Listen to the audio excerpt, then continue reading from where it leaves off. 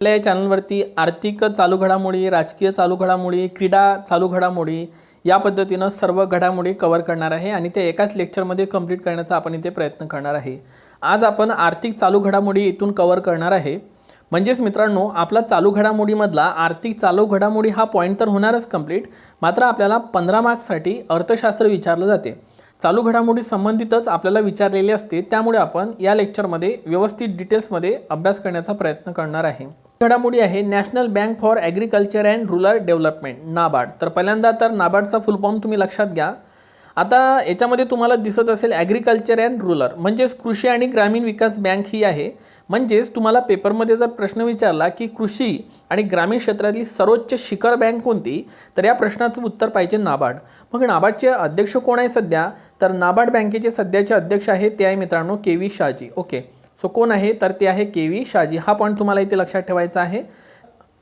मग नाबार्ड बँकेची स्थापना केव्हा झाली मित्रांनो, 12 जुलै 1982ला नाबार्ड बँक स्थापन करण्यात आलेली होती आणि नाबार्ड बँकेचं जे मुख्यालय आहे ते मुंबई येथे आहे। शिवरामन समितीनुसार नाबार्ड बँकची स्थापना करण्यात आली होती। ओके, शिवरामन समिती जी आहे या समितीनुसार नाबार्ड बँकची स्थापना करण्यात आली होती। हा पॉईंट तुम्ही इथे लक्षात घ्या। ओके, त्यानंतर पुढचा प्रश्न आहे, उन्हाळ्यात पाणी टंचाईच्या समस्येला तोंड देण्यासाठी वॉटर बजेट स्वीकारणारे भारतातील पहिलं राज्य कोणतं ठरलेलं आहे, तर ते ठरलेलं आहे केरळ। कल्याण कोश मनरेगा अंतर्गत कल्याण कोश काढणारं पहिलं राज्य केरळच होतं। कार्बन न्यूट्रल शेती सुरू करणारं पहिलं राज्य केरळच आहे आणि विशेषतः म्हणजे भारतात सर्वात जास्त साक्षरता हे केरळ राज्याचीच आहे। आणि एच.डी.आय. म्हणजे ह्युमन डेव्हलपमेंट इंडेक्समध्ये भारतामध्ये प्रथम क्रमांकाचं राज्य आहे केरळ। केरळची राजधानी आहे तिरुवनंतपुरम। त्यानंतर तिसरा प्रश्न आहे, food safety and standard authority of India म्हणजेच आपण फसाई म्हणतो, नवीन CEO कोण झालेले आहे, तर पवन कुमार अग्रवाल यांची नियुक्ती करण्यात आली आहे। मग फसाईचा फुल फॉर्म होतो food safety and standards. Okay, भारतीय अन्न सुरक्षा आणि मानक प्राधिकरण। मित्रांनो, मग कधी झाली स्थापना, 5 सप्टेंबर 2008 मध्ये फसाईची स्थापना झालेली होती आणि ॲक्ट आहे 2006चा आणि मुख्यालय आहे नवी दिल्ली या ठिकाणी। सो हा पॉईंट तुम्हाला इथे कव्हर करायचा आहे। पुढचा प्रश्न आहे आपला आर्थिक घडामोडीमधला, आर्थिक सहकार आणि विकास संघटनेचे म्हणजे OECDचे नवीन मुख्य अर्थशास्त्रज्ञ म्हणून क्लेअर लेम्बोर्डर्ली यांची नियुक्ती करण्यात आलेली आहे। मग OECDचा फुल फॉर्म होतो organisation for economic corporation and development. Okay, आर्थिक सहकार्य आणि विकास संस्था ची स्थापना जी झालेली आहे, OECDची स्थापना ही 30 सप्टेंबर 1961 मध्ये करण्यात आलेली होती। मुख्यालय मात्र तुम्ही पाठ ठेवा पॅरिस फ्रान्स या ठिकाणी आणि सरचिटणीस आहे मॅथ्यूअस कॉम्चेन। ओके, त्यानंतर महत्त्वाचा प्रश्न म्हणजे प्रेस इन्फॉर्मेशन ब्युरो म्हणजे PIBचे नवीन प्रधान महासंचालक म्हणून मनीष देसाई यांची नियुक्ती करण्यात आलेली आहे। ओके, आणि PIBचा फुल फॉर्म होतो प्रेस इन्फॉर्मेशन ब्युरो, ज्याची स्थापना 1919 मध्ये करण्यात आलेली होती। मुख्यालय आहे नवी दिल्ली या ठिकाणी। मग सध्याचे माहिती आणि प्रसारण मंत्री कोण आहे, तर ते आहे अनुराग ठाकूर। त्यानंतर मित्रांनो, वर्ल्ड प्रेस इंडेक्स 2023 मध्ये भारताचा रँक कितवा लागतो, 161वा। 2022 मध्ये आपला रँक हा 150 होता। म्हणजेच वर्ल्ड प्रेस इंडेक्समध्ये आपला जो रँक आहे तो घसरत चाललेला आहे, हा आपल्याला पॉईंट इथून दिसून येते। सो PIBचे प्रमुख झालेले आहे मनीष देसाई। तर तुम्ही मला खाली कमेंट बॉक्समध्ये सांगा, प्रेस ट्रस्ट ऑफ इंडिया जी आहे 1947ची स्थापना आहे, याचे प्रमुख म्हणून अलीकडेच कोणाची नियुक्ती करण्यात आलेली आहे, नक्की सांगा। कोची मेट्रो पार्किंगसाठी डिजिटल CBDC स्वीकारणारी देशातील पहिली मेट्रो कोणती ठरलेली आहे, तर बघा ती ठरलेली आहे कोची मेट्रो आणि यासाठी IDFC फर्स्ट बँकेने ही सुविधा सुरू केलेली आहे। का मित्रांनो, राजा चलैया कमिटी नेहमी चर्चेमध्ये असते आणि मागच्या कंबाईनमध्ये आपल्याला याच्यावरती प्रश्न पण होता। तर राजा चलैया कमिटी ही टॅक्स संबंधित आहे आणि कोणता टॅक्स, प्रत्यक्ष आणि अप्रत्यक्ष म्हणजे डायरेक्ट इनडायरेक्ट दोन्ही टॅक्स संबंधित ही कमिटी आहे राजा चलैया कमिटी।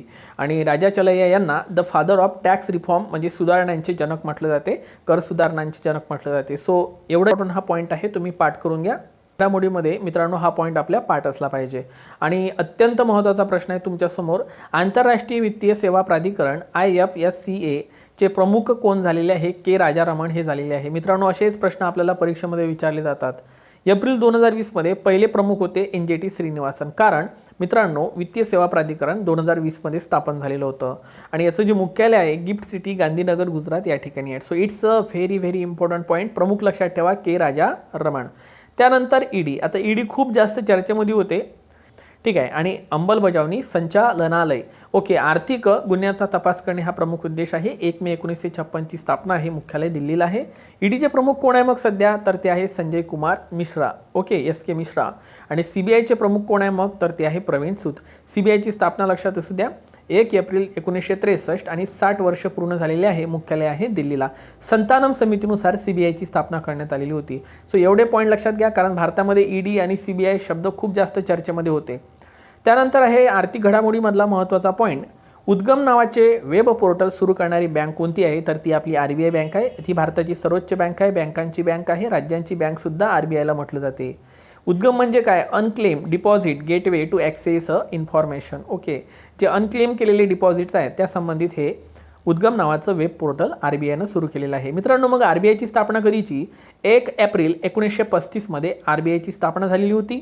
1 जानेवारी 1949मध्ये RBIचं राष्ट्रीयकरण झालेलं होतं.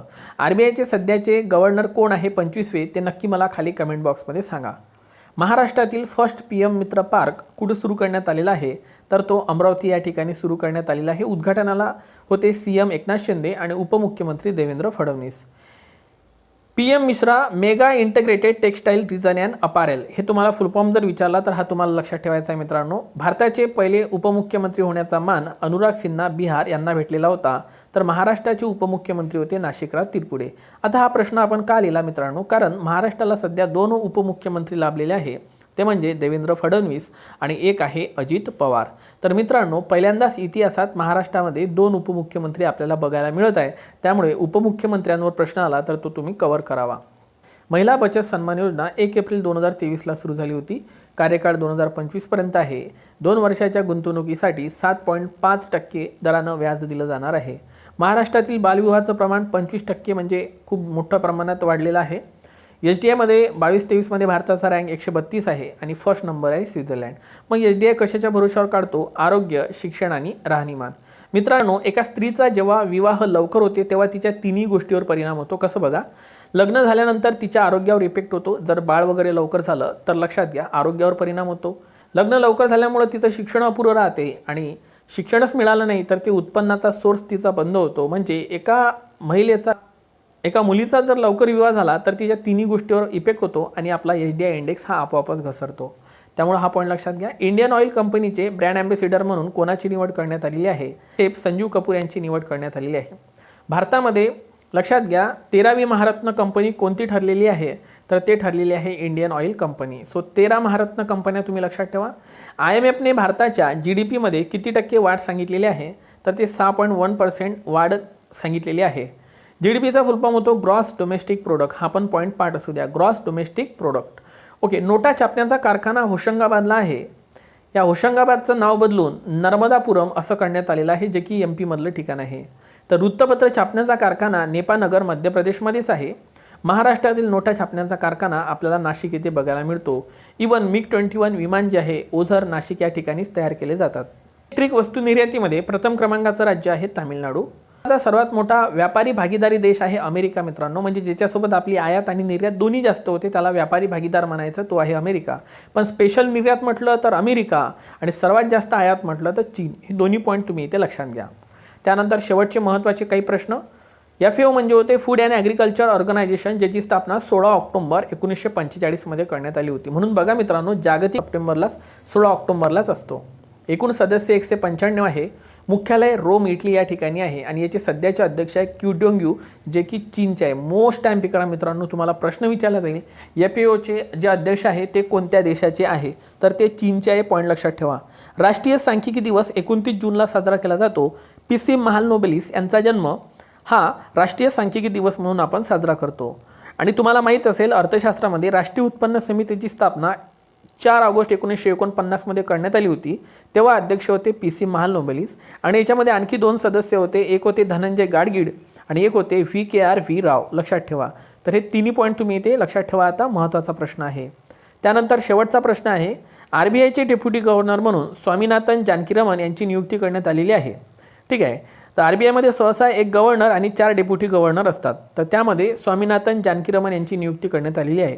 मग आपल्याला माहीत असलं पाहिजे की RBIचे 25वे गव्हर्नर कोण आहे, तर ते आहे Shaktikanta Das. Governor of the governor या पुरस्कारानं शक्तिकांत दास यांना सन्मानित करण्यात आले. ते दुसरे भारतीय गव्हर्नर ठरलेले आहे, कारण यापूर्वी हा गव्हर्नर ऑफ द गव्हर्नर पुरस्कार रघुरामजी राजन यांना भेटलेला होता. सो मित्रांनो, हे आर्थिक घडामोडीचं लेक्चर कसं वाटलं ते मला तुम्ही नक्की कमेंट बॉक्समध्ये सांगा, आणि पुढच्या घडामोडी कव्हर करायच्या का त्या पण तुम्ही मला सांगा. व्हिडिओला लाईक करा, मित्रांपर्यंत शेअर करा. Take care. Thank you so much.